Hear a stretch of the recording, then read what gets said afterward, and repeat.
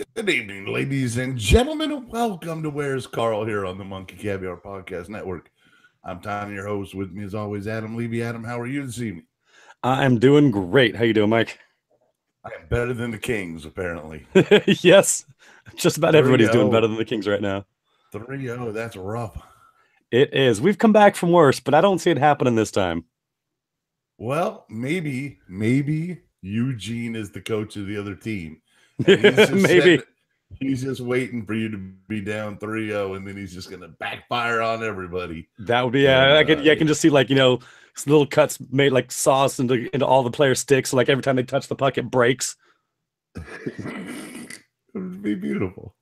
You notice Eugene made it back up here. I put my picture of Josh back up because, let's face it, he redeemed himself in the eyes of the group. And did he though? Well, can we just say best season finale ever? Well, I mean, better than The Sopranos, but not much. Not much. No. It was better than Lost. No, Lost was a better ending. Thank God it's not series finale, so we're not that's too judgy. Oh, yeah, true. Fair enough. For a season finale, this was a little weak in the sauce. And a lot of that's got to do with Pussy Rick. Let's face it, he turned I wouldn't say it was all Rick. I think all around everything, like half the shit in this episode didn't make any goddamn sense.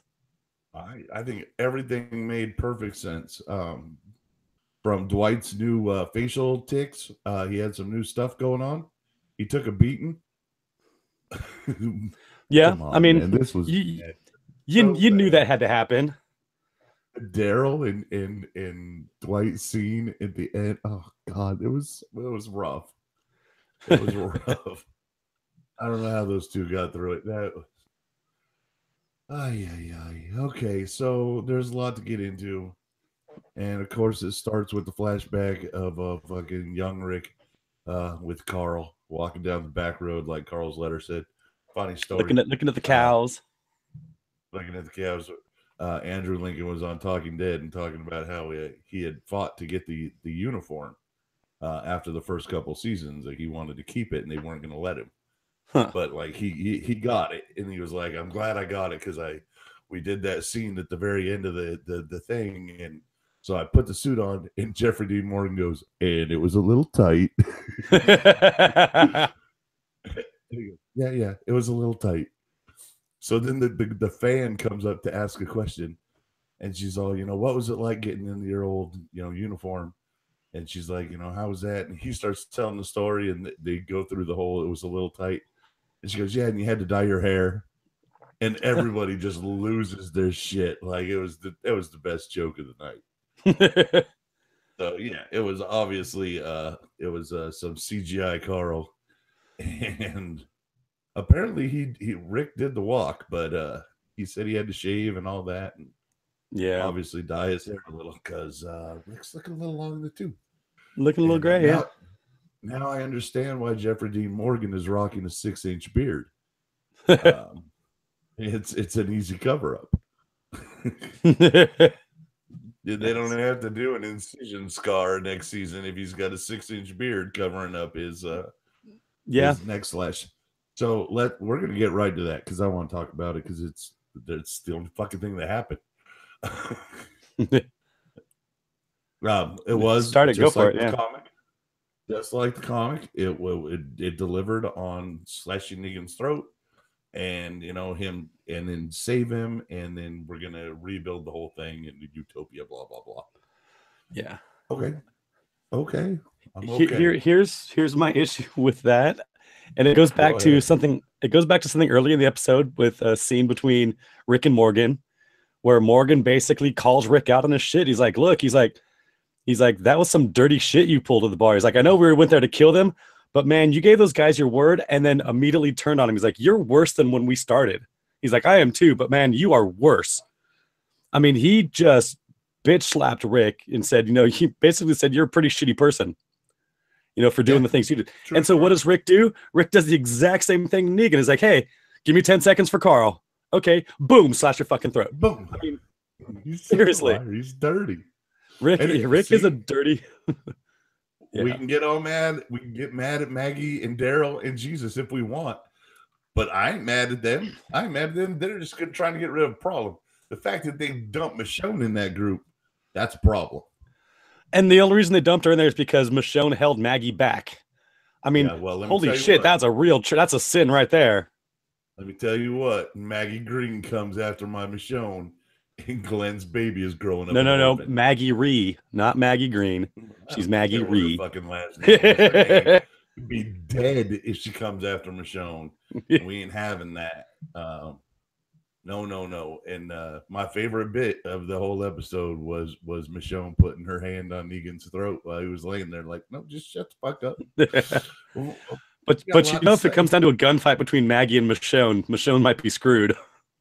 I understand, but hand to hand with the katana. Yeah, Maggie got nothing. Maggie's going down. I don't think Maggie can scrap. But you have to get through Kung Fu Jesus first. But that could be fun. Michonne versus Kung Fu Jesus. And for a minute, it looked like Henry was going down in this episode too. Looked like Morgan was going to stick him finally. I'm so happy he killed that little kid.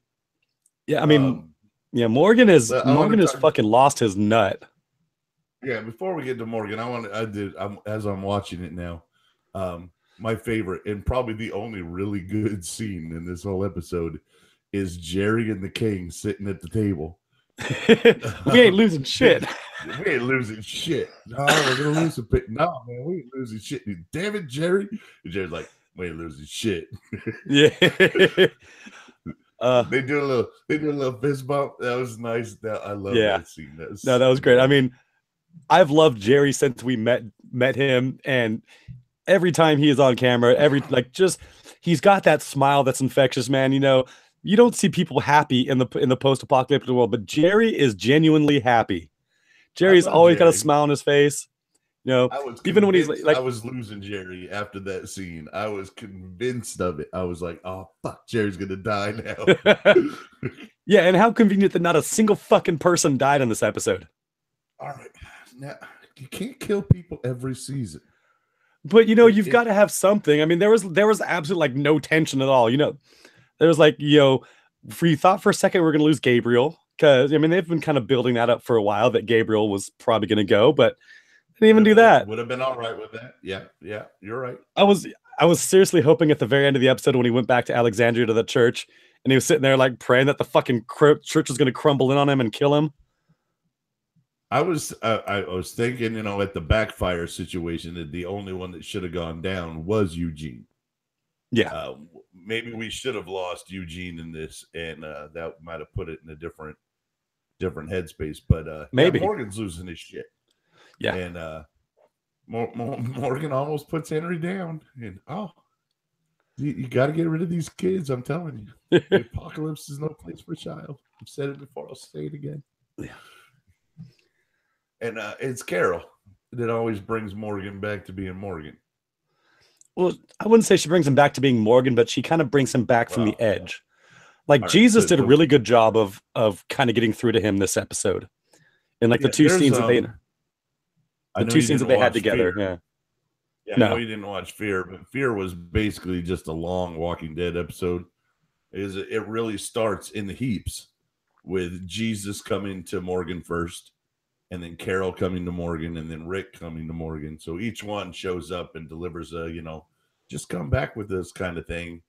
And he's, no, I can't do that. I can't do that. And then it just puts him basically in like a 5-minute, bit. They have him walk, run, get a car, and all of a sudden he's in Texas. Well, happens pretty quickly, apparently. But it's not quick. There's I'm sure. Definite passage of time. And like Kirkman says, now that they're caught up, both shows are equal in the same place and time. So that just allows for too many crossovers, and this becomes a whole CW series. That's when we lose it. We're like, Rick Grimes fights with Madison on this week's crossover. No, fuck. Just fear the walking crossover. I do. I fear it. I fear that it will become a thing. and Yeah. you know that they're eventually going to try to merge. It's just there's a lot of bad things that can happen. I don't mind the two shows. I like Fear; it's okay, but yeah, it needs to stay its own thing. And even taking Morgan over there, it's fine. I don't care. Yeah. But he's the most fractured character that they could have given us. Yeah. You I know? mean, they really just dropped off damaged goods. Like they should have sent him with Jerry. You know, at least give us a little bit of a little balance. You know, there's Morgan and then you get Jerry. So you have to deal with Morgan, but you also get Cobbler. So, But see, I think Morgan probably would have lost it and killed Jerry. probably. Morgan sucks. I don't think Morgan can handle upbeat at this point in his life. I don't need them two together. I don't need Rick and Morgan together anymore. I'm good with them. I'm good with that being over. Yeah. I mean, considering that Morgan had died long before in the comic books, keeping him around, I mean, I don't know. I guess they just really wanted a character that they can make go crazy. Yeah, and that's fine. Yeah. That's fine. Can we talk about the heavy-handedness right before the credits of the whole group leaving Alexandria with Michonne and Rick hand in hand? It's fucking so gross. You wanted to pull a Eugene from last episode where he just started vomiting? I did. It was horrible. Like, okay, I get it, but come on. Like, we're walking into the apocalypse hand in hand. You and me, we're gonna go kill Negan. Like, yep. They were off to see the wizard, the wonderful wizard of Sanctuary. Yeah, he should really do like a Scrubs kind of musical Wizard of Oz episode. He did.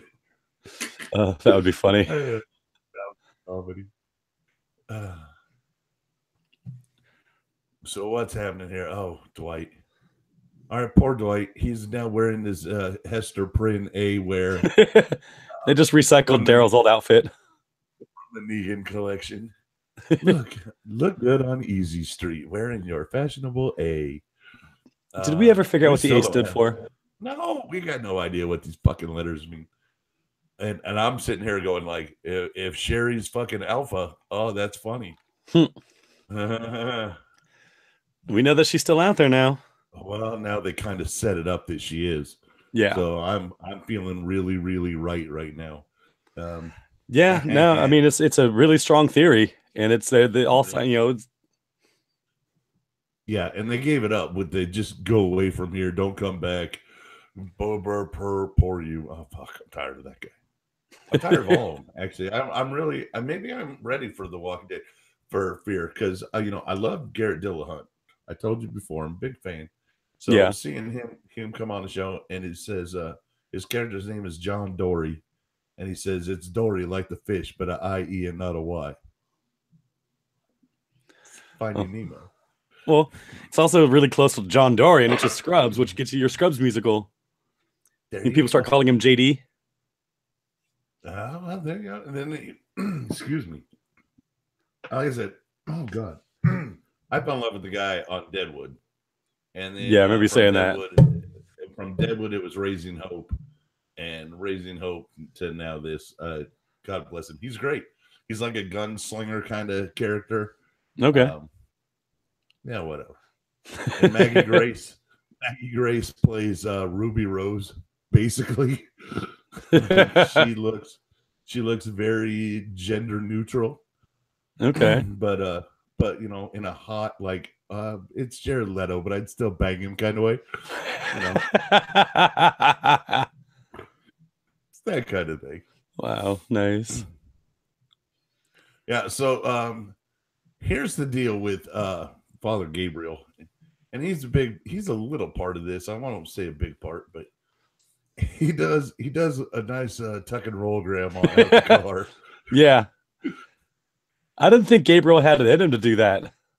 No, I didn't either. And I like the positioning of it because it's after we see the group is getting ready to ambush the Saviors, but they're not ambushing the Saviors. Negan explains that these Saviors are just fucking... They're fodder. Chum. They're chum. They're just going to stir the sharks up with these guys. And Father Gabriel don't take too kindly to Well, all his people being set up. I liked what he said. He's like, your confession to me is that you're going to kill all these people. It's like, that's not really a confession. It's not a confession. I did like the shooting of all of the chum saviors. That was nice. They all kind of drop at one time. Yeah, when have Rick and these people ever had that kind of accuracy? They do now. It's amazing how they're that accurate when they need to be, or when they want to be. Well, when they really need to be, they can't hit the broadside of a fucking barn. No, they're accurate when they're shooting people without a fucking name in the credits. See, those dudes that get listed afterwards, like, chum batter. Those guys, they don't care if they hit them with the first bullet. Oh yeah, Negan, right between the eyes. You got to shoot at him. Rick unloaded how many bullets at Negan at fairly close range? Yeah, with an AK-47. Mm-hmm. And missed every single one. Everyone, like he was on the fucking A-team. Rick it was his stormtrooper tryout. Yeah, he's success. Rick can be fucking the emperor. I love that Morgan has more visions on the highway of the guy that he fed to the walkers. I can't remember that guy's name. Yeah, I mean the long-haired guy that is going to play an asshole for the rest of his career. Talk about typecasting. Yeah, sorry, buddy. That's what you got in your future. Yeah, stoners and assholes. That's all. But at least his visions are now saying other things. Instead of just like you know what to do. Whatever that thing that one guy kept repeating. Oh yeah. Oh yeah. You know what it is. Yeah. All right. Well, he explained that you know what it is. I got this on the talking. He talked about it. That you know what it is that Morgan knows that what they're doing is wrong, and that he needs to go. That's Lenny James' take on those words. Okay. I don't know if I buy it, but whatever. Well, I mean, yeah, I don't know if I buy that either because, he, last episode, he went out with the express intent to murder people. And this episode, he went out with Rick and them. He's saying, I've got to kill people to keep myself and my people safe. I got to kill. That doesn't sound like a guy that needs to go. And Jesus gives him the stick and says, "This end for the dead, this end for the living." Yeah. So he gives him truth and justice. Yeah. Yeah, I mean the Jesus Jesus Morgan bounced. Yeah, the Jesus Morgan moments were pretty interesting. That one there and the other one on the battlefield when Jesus kind of like, talks him back down. Yeah, if I see another character going over to fear, it's Jesus. After all this. Yeah. I can see it. They'll probably send fucking blind ass Father Gabriel. Impressive tuck and roll for no eyesight. Oh yeah, no, definitely. Unfortunately, it made his trek through the woods to try and get away all the more difficult because you can't see the forest for the trees at this point. But legitly, yeah, so trying to run on foot when you can't see, not easy. So it was no surprise that Eugene and Neck Tattoo caught up with him. Yeah. This scene with Eugene puts the gun in his face and threatens him. Now, what we know is that Eugene has, fucked with all of the ammunition, so it's all going to backfire. So we know right now that Eugene, we don't know, but Eugene knows that he's already flipped this script. Yeah. But he's still putting the gun in the face with a lot of temerity behind that. And it's shabby. It's shabby writing. That's what it is. Yeah, I mean, everything this season is, and even a bit of last season has pointed to Eugene having drank the Savior Kool-Aid. Yeah, and even in the beginning of this episode, like, when Negan's like, he's like, "You sure you want to ride along?" He's like, "We know what we're gonna do," and he's like, "Yeah, I want to see this through." He made it sound like he wants to go there and watch the people he knew get slaughtered. Yeah, but it didn't play that way to me. the treachery, the double cross. Well, knowing what we do now, yeah, that kind of makes sense. He wanted to see his plan and go to to fruition, but not knowing that at the time, it made it seem like he just wanted to go watch his old friends die, especially after what Rosita and Daryl did to him. There. Yeah, sorry, you just bounced it out a little bit. Okay, yeah. But yeah, it sounded like he was towing the Negan company line. Yeah. Right up until he wasn't. Yeah. And that obviously that can't be the case. And because you don't necessarily let the actor know that this is the intention of the character, we don't get that level from Josh's performance that actually I'm doing the right thing. I'm just doing it badly. Yeah. Yeah. I mean, like that whole thing just kind of, it seemed out of nowhere. There was nothing to make you think that this should have happened. Right. The out of nowhere that we knew was coming was Camp Crystal Lake.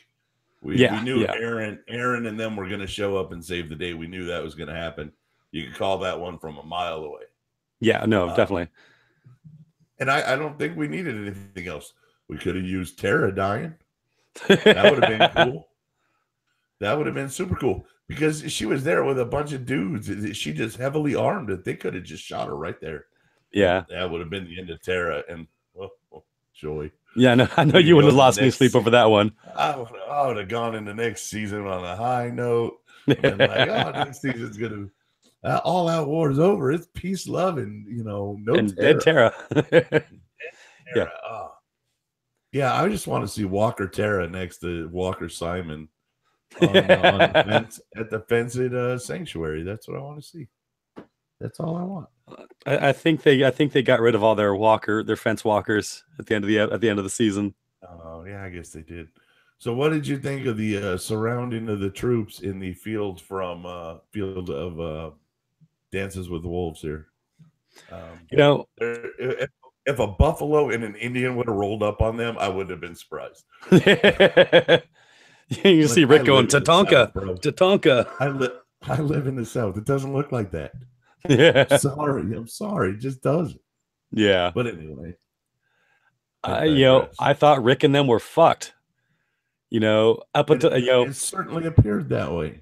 Yeah. I mean, Negan had the group dead to rights. He, had played his hand, had Dwight given him the false information, basically walked him right into his trap.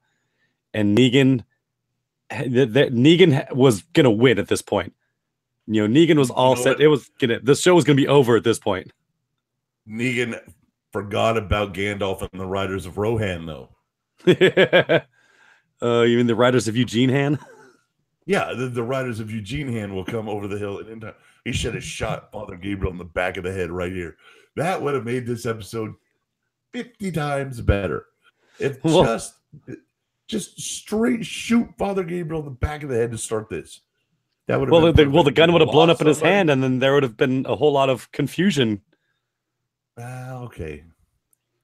Because if Negan's gun would have backfired, that might have made everybody else question whether or not their guns are gonna. But maybe Negan's got one good one in the chamber.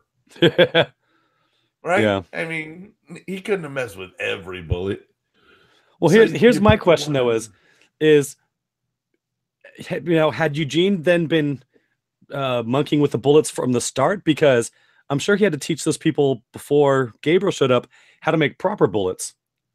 Right. So I think he got the idea when Father Gabriel inadvertently messed up. No, Gabriel didn't. It wasn't inadvertently messing up. Sorry, Gabriel was inadvertently tried. Yeah. So Father Gabriel, I think, gave him the idea that this would work. Yeah, but I mean, then what happened with all those good bullets that they'd made prior to Gabriel fucking up? Did he put those somewhere else? I don't know. And he said, "Oh, wait a minute, let me show you." He's like, "All these bullets we made before are bad. Here, let me show you how to make the good, messed up bullets, so that you all blow up when you try to fire them." Mm-hmm. Yeah, it wasn't even a good fight with Negan trying to get away. He got hit by Father Gabriel, who can't see shit. Yeah, Gabriel laid him out with a haymaker. Yeah, he threw a good punch. And then Dwight, who was all tied up and wearing his scarlet letter. So nothing bad was happening to Negan right there. Horrible. You surround. You got to capture the leader. I'm sorry. Yeah. And and so where is this?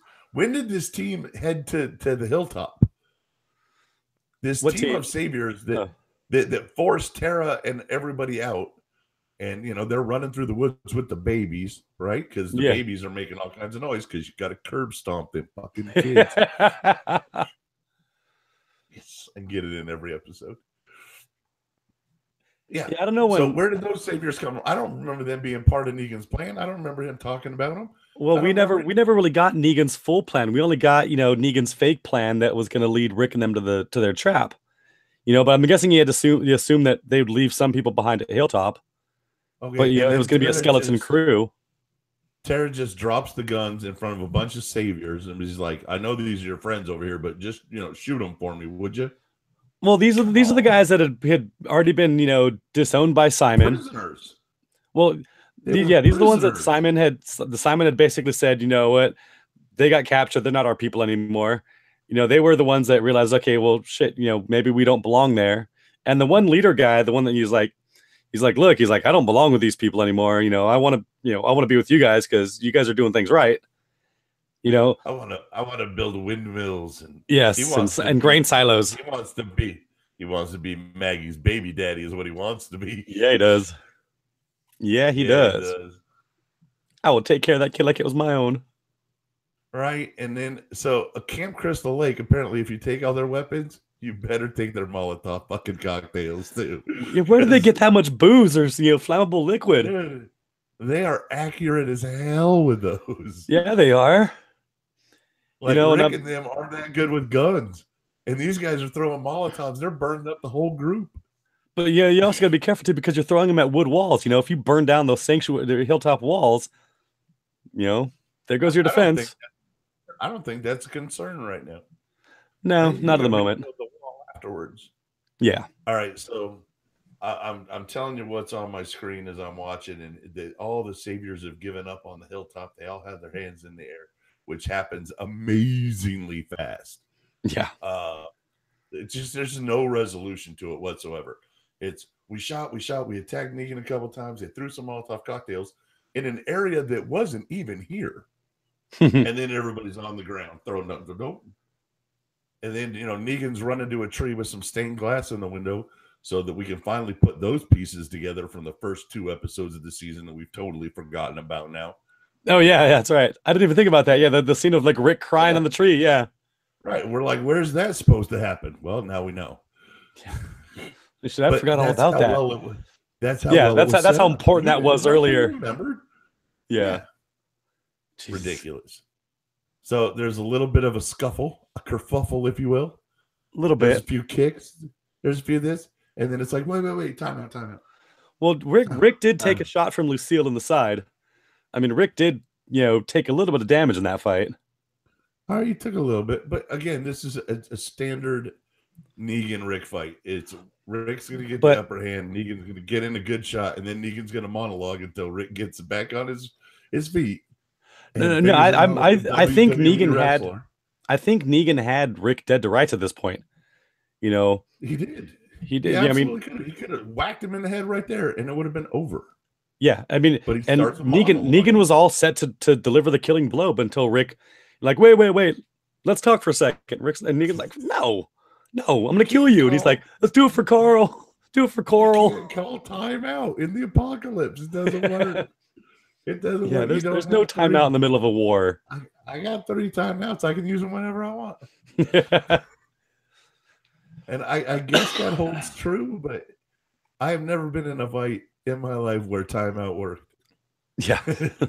If I yell timeout in a fight, it just means I'm getting kicked harder. So yeah. It's timeout. There's no timeouts. And what was with the accuracy of Rick in that piece of glass, man? Enough to slit the throat, but not to kill him. That was like a wild swing too. No, what? It looked like a pretty wild swing. I mean, and I understand what it looked like, but it wasn't. Rick is a man of his word, don't you know? with that accurate with an improvised weapon. I mean, I don't know. Good on him. It's just another one of these, miracle things that just seems to pop out of the sky. Crystal Lake shows up, Molotov cocktails. There's one miracle. All the guns backfire. There's miracle two. I mean, someone's getting a fucking sainthood with the 3 miracles being pulled off in this episode. That's true. It's Saint Rick. And I was happy when he cut his throat because I got what I wanted. Yeah. And that made me, at least think this episode was survivable. However, hold on. If he was a man of his word, he would have killed Negan. Yeah, you're absolutely correct. I agree with that. He's not a man of his word. Not anymore. I don't know how much that plays into the future in the next season, or if this is just our conclusion of Rick the liar. And then he comes back, and I know we're going to come back to time. We're going to come back to the baby being born already. Time is going to pass between these seasons, and it's going to be a substantial amount. Yeah, I heard something. I read something today basically saying that the next season is going to be kind of like a soft reboot almost. It's going to continue the story, but with the new showrunner, the new direction, that it's almost going to be kind of like a really soft reboot of the series. I believe that to be true. I believe we will see many new characters coming in next season. I'm sure we'll lose a few of the important ones. But yeah, they're going to go, and it looks like they're taking a more Civil War kind of approach with Daryl, Maggie, and Jesus going on the offensive against Rick and Michonne. Yeah. So maybe, but that doesn't help Rick's his moral conundrum at the moment. Right now, he's got to deal with what kind of person he's going to be in the future. And I think that's what they were trying to get through here, was that he's going to just abide by Carl's will. And his whole thing about, mercy and, him crying about mercy under the tree. And does Negan deserve to die? Of course he does. He's, he killed several people, but most brutally Glenn and Abraham.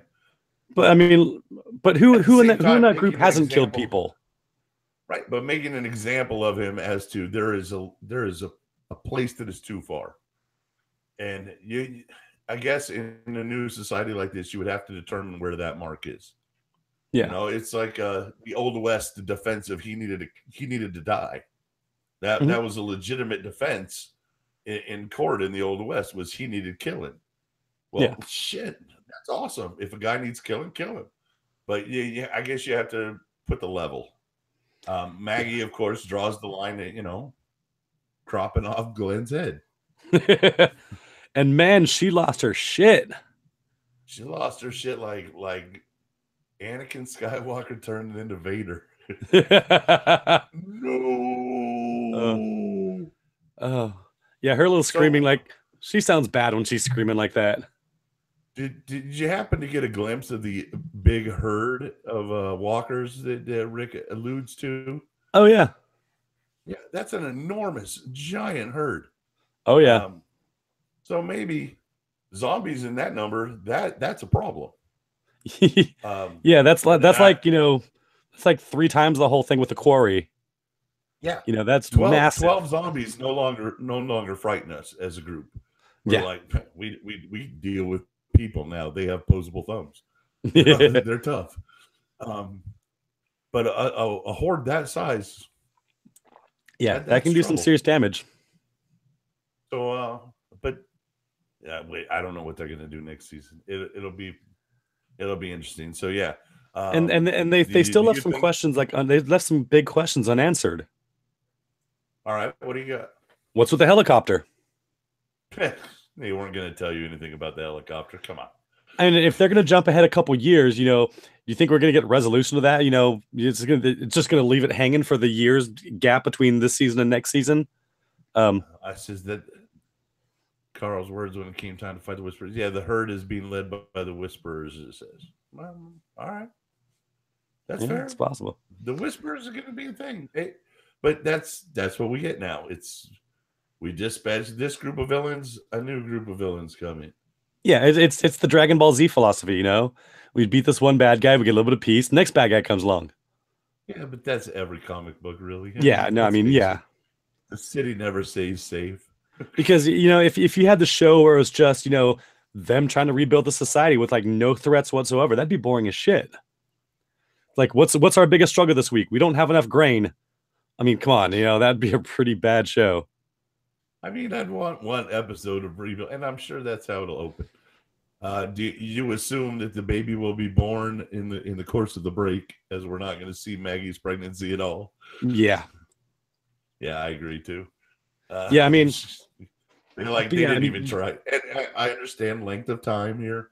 You know, we're all dealing with the constraints of they don't explain it, but it's not long in the course of All Out War. It's not that long. So no, I mean, it's a matter of like weeks at most. Yeah. Yeah. So, okay, she's not showing yet, but yeah, that baby will be born in the break.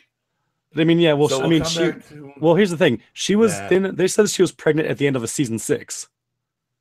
You know, so she's been pregnant for 2 full seasons. Well, the season 7 and 8 were both All Out War, so it's only been a couple of weeks. And well, I'd say probably, you know, a month or so. I would think 3, but by that we'd be, you know, Meg still isn't signed. She hasn't even signed on, so yeah, who knows? Well, I think she's going to sign on after the way they ended the episode, because that seemed like a pretty powerful statement that Maggie was a big part of season 9. Yeah, definitely. If they come back and kill her off in episode 2, that's going to be hysterical. Like, no, we wrote it so that she can do that. We're gonna go after Rick and Michelle. Oh wait, no, never mind. Yeah, that awful. Yeah, and also in episode 3, Jesus becomes a daddy. Jesus is gonna leave. So then, after the war is over, because that's it, it's just over. Like I said, man, I mean, the episode should have been called Deus Ex Machina, because really. We're going to go back to the sanctuary. There's going to be supplies outside. Oh, wait. We forgot one of my favorite parts of the episode. Rosita and Eugene talking. Rosita just turns and like, hauls off and punches Eugene in the face. She's like, that's for throwing up on me. And he said, fair enough. Yeah. He said, fair enough. Yeah. What was it he said when she asked him about the bullets?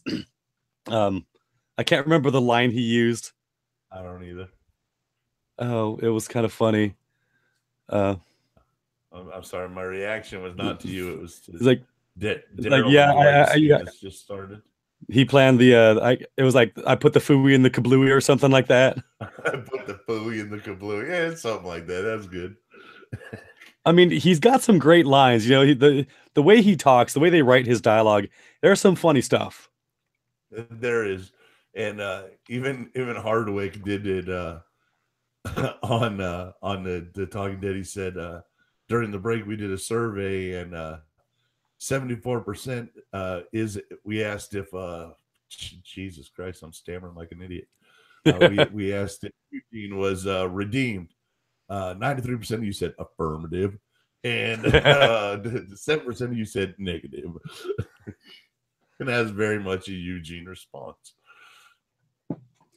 Yeah, I mean, I don't know if I'd say he's completely redeemed. I mean, yeah, he did a big solid for Rick and his group, but you know, the way he was acting towards them all along after joining the Saviors, like, I don't want to go back with you. You know, when they showed up when they killed Sasha, you know, to the rescue attempt last week, to him like just, you know, getting away. He had no reason to want to help these people because, you know, Rosita and Daryl basically said, hey, we're going to lock you in a dark hole. We're going to drag your ass out when we want something out of you. And then you're going back in the hole. You know, it's because all you're good for is your brain right now. So why would he want to go back to that? I don't get it. I don't get it. Because he was living he was living high on the hog with the Saviors. He had wine. He had, you know, mac and cheese. He had women. He had respect. I'm all about that you don't want to back the losing side in the war, because nobody does, because history is written by the winners. But you also don't go tampering with your side just to make sure you're the losing side. Yeah. Like that. So because had those bullets there's worked, a lot of Negan's he would have been on the winning side. Right, correct, 100%. They had him surrounded, as they say. It was all over, but the singing, and you put the blue in the kablooey. I guess. We're gonna go with that. Yeah, I mean, yeah, the fact that the war was ended by one simple action, by a bunch of shoddy bullets blowing up all of the Savior's guns, and then also, what about this? Who's going to cover the medical treatment for all these people? Do you think they have enough, antibiotics and bandages and gauze to treat all these blown up hands? No, nobody has that kind of medical. Like that's a lot of hand issues. Seriously, there's a lot of germs out there. There's not a lot of soap. There's probably not a lot of blood laying around for like transfusions and things like that. I mean, I'm looking at my TV and I realize that the biggest shock and surprise of this episode is that Jadis's name is Anne. Yes, that's right. That's the thing we get to take away from this is, well, the big surprise, Jadis, check this out. Her name is Anne. Where the hell did Jadis come from? I have no fucking idea. I mean, she's like the poor man's King Ezekiel. She's putting up her own little performance piece. Maybe that's it. Maybe it's performance art. She's like Magneto, and she gave everybody a mutant name, and she just chose hers out of the 30 Seconds to Mars box of names, and Jadis was the first one in there. Well, I'm thinking this was just like some gigantic prolonged performance piece. She was going to dress up in black, give herself a bowl cut, speak in like monosyllabic sentences, and just see how long she could take it. I hope that she becomes like Rick's right hand, like Michonne being the other right hand. But yeah, I want to see them do something good with Jadis. I mean, or Anne. I think she could be an interesting character if they keep her around. Yeah, I'd like to know some backstory. I'd like to know how she got there. I don't know that I'll ever get that, but you can do something fun with her. Give her to Eugene. Who gives a fuck? Like, spread some love. So do you think in the off time and the years that are going to pass between this season and next season that we're going to come back to a rebuilt Alexandria? No. Well, yeah, probably. Because Alexandria, the hilltop, and the kingdom working in conjunction with the new sanctuary. Yeah. How's that? Yeah, I mean, I could see that because like a triad kind of thing. Because especially if Maggie and Jesus and Daryl are going to have problems with Rick and Michonne, it doesn't make sense to have them all living under the same roof. No, not at all. So, yeah, you can put Rick and them at Alexandria and leave Maggie over there at Hilltop. That's fine. You're cool. Yeah. You still have the kingdom, too. So, yeah, there'll be several places for people to go. We can do a lot of conjecture on what will happen in the break because something will. There will be a romance started that we don't see coming. Yeah. So, let's Daryl and Jesus. Daryl and Jesus. Well, maybe they're on the same side, And Maggie, the new governor, gonna get you an eye patch, girl. I think Jerry Carroll. Oh, Carol would break Jerry. Oh man, that'd be so good for Jerry, though. I think maybe even Rosita and Jerry. I want Jerry hooked up. That's what I want. Yeah. Give him Jerry needs some loving. Jerry needs something good. I mean, he lost his battle axe. He lost his battle axe. Well, he was sharpening it. Well, it was a makeshift one. It looked like they'd made it out of like a couple garden hose. That's fine. It all works for him, man. No, I mean it's nice, but it's not as cool as the one he broke earlier. I did it. I did a category at trivia this week that was people named Jerry, and I named it Cobbler Time.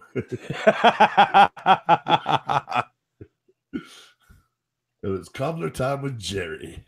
Nice. Jerry, leave the cobbler. Give him Tara. No. Tara doesn't. No, Jerry doesn't get Tara. No, Tara gets a bullet.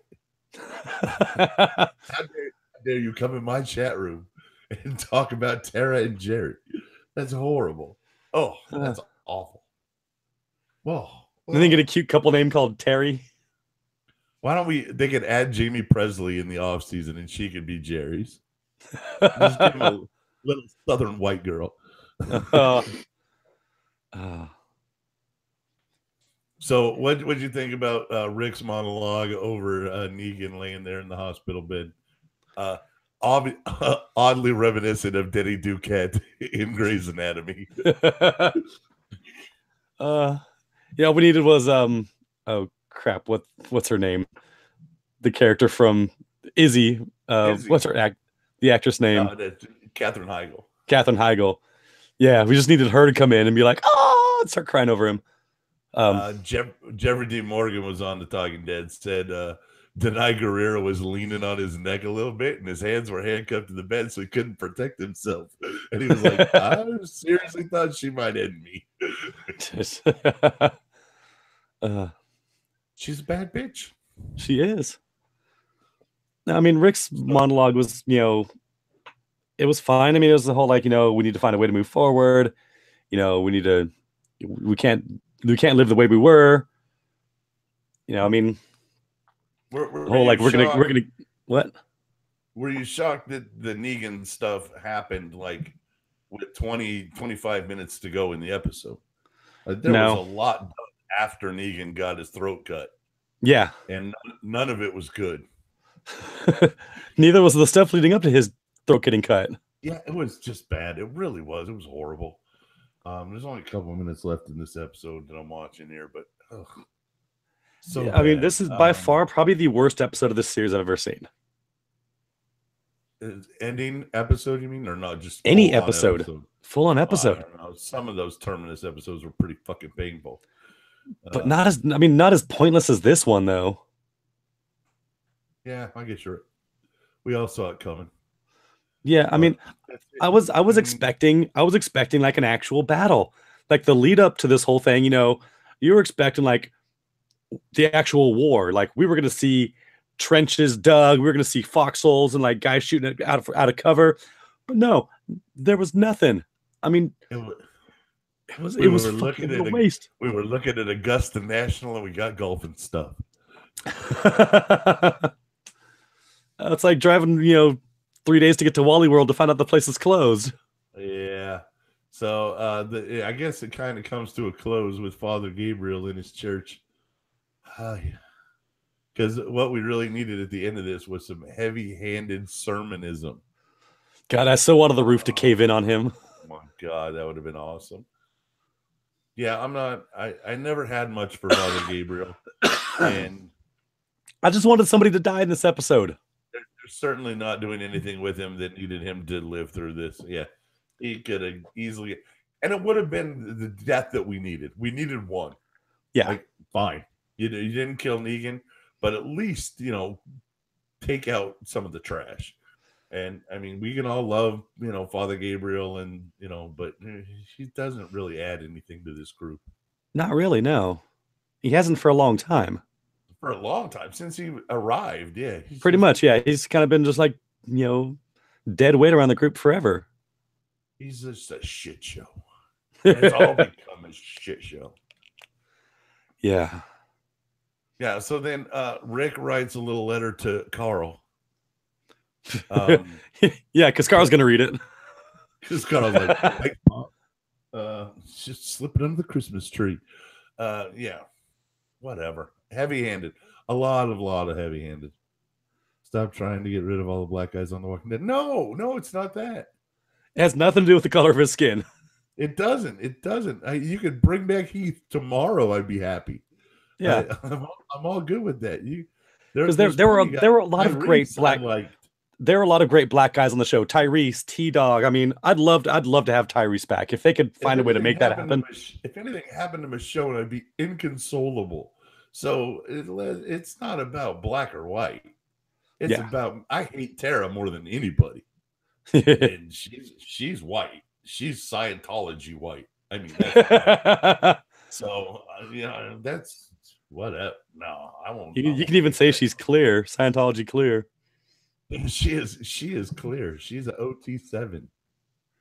Damn, that's pretty high. I know my OT levels. What? You're something Ota Theta. What I forgot what it stands for. Like something Theta. Yeah, Theta. Bullshit. I liked what was I watching that they worked it into. Shit. What was I? Oh, I was watching Brooklyn Nine-Nine. Okay. An episode about a pyramid scheme, and they're like, "Don't talk about his wife. No one's seen her in 12 years." Jeez. Yeah. So I miss T-Dog. Yeah, T-Dog was great. Yeah. Honestly, I don't have a problem with the black people. That's all wrong. No. They could add Ice Cube on here, and I'd be all down for that. What about Nate? Hysterical. Bring Nate back. You know. I want some South Central hood gangsters on here. I love to see Ice Cube in the show. Easy E with a grill and just a clock around his neck, all Flavor Flav. Yeah, that'd be great. Flavor Flav, and of course a musical episode. Not Nate. Who's the kid that died? In the rotating door. Yeah, what was his name? Oh, he was Noah. One of the. Was it Noah? Noah. There you go. Noah. Yeah. Correct. Now Noah needed to die. Noah was responsible for Beth, and let's face it, Beth was a piece. True. But we could have all watched Beth get a little older on this show and felt just fine with it. Oh, everybody hates Chris. Yeah, everybody hates Chris. That guy. Yeah. Correct. I mean, the thing that sucked about his death, it was like they were setting him up to do some good stuff, and all of a sudden, like, nope, we're gonna sacrifice you so these shitheads can get out of the mall. Yeah. All right. Well, we're gone. We're done. We're not gonna do Fear the Walking Dead because Adam refuses to watch it. It's not that I refuse to. I just didn't. That's fine. You can stick to your guns and not watch it. But, we got other shows to talk about. I actually enjoyed the Fear the Walking Dead episode more than the Walking Dead episode. Well, that's not saying much, though, man. No, it wasn't. But it was the Fear episode was a really good introduction for 3 new characters. One of the best. You can boo me all you want, but it was good. It's probably booing me for not watching it. Oh, whatever. Or for us not doing it. Review Fear next week. No. So the next time we will come back will be June, where we talk about this little fella and his show on the Santa podcast. So we'll be back to do Preacher, and we'll come back a week before that starts and do the season 2 recap that we never got to do. That we never got to do because we were banned from YouTube during that time. So, so we'll do a quick season recap. It'll probably take an hour and a half or so. There's not a lot to talk about. Just, it'll be me like seething anger, just like raging about that season. How did you feel about the girl that played Featherstone? I liked her. She wasn't Featherstone, but I liked her. She was okay with me. I was very happy with that casting. But yeah, no, she was fun. I mean, that's a different show. Like Hoover and Featherstone were not Hoover and Featherstone. No, but all right, we'll talk about that. We'll get into it. Yes, there are plenty of things to be said. Yeah, Westworld's coming back, and there will be much speculation abounding for that, of course, because we ended up talking about Westworld more than we talked about it when we didn't do a Westworld show. So I think we're just going to keep it on that level. We may just throw this down as monkey caviar so we can talk about whatever we want. Yeah. And then we're not, stuck doing a whole hour on a Preacher episode that might suck. Might suck. Maybe. But that also puts us in a position of taking a long break very difficult. So, and I do like this next break we're going to get. It's going to be nice. So, yeah. But we'll be back in June, which is like 5 weeks. Yeah, it's not that far. Long. Not that long. So we'll be back for Preacher with Santa podcast. I guess that'll do it for this week. You got anything else? You want one more thing you think will happen in the off season? Geez, Wildest thing that you could imagine, like Jerry and Carol hooking up. We're gonna come back and Michonne's gonna be pregnant. Oh, you suck. I just had to get the reaction out of you. Suck. It doesn't. I'm not saying it's Rex. Maybe her and Ezekiel finally hook up. She's not good enough. Really? Anybody good enough for her? I would let Jerry bang Michelle. Okay.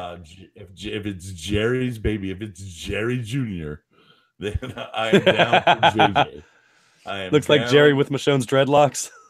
JJ Michonne, I am down. That's it. Nice. Oh, why would you do that? I just had to get one last in there before you. I'll tell you what, Fear the Walking Dead has way hotter chicks. Well, I mean, Jenna Elfman. I mean, right now. I've always liked Jenna Elfman. Me too, but Maggie Grace, yeah, she's nice, and Alicia Debney-Carey. Mm-hmm. Oh yeah, no, yeah. I mean, even from the first season I was watching, she was pretty hot. Of the 100, she's yeah. So yeah, I like her. All right, that's gonna do it. Until next time, love many, trust few, and do harm to no one. Peace.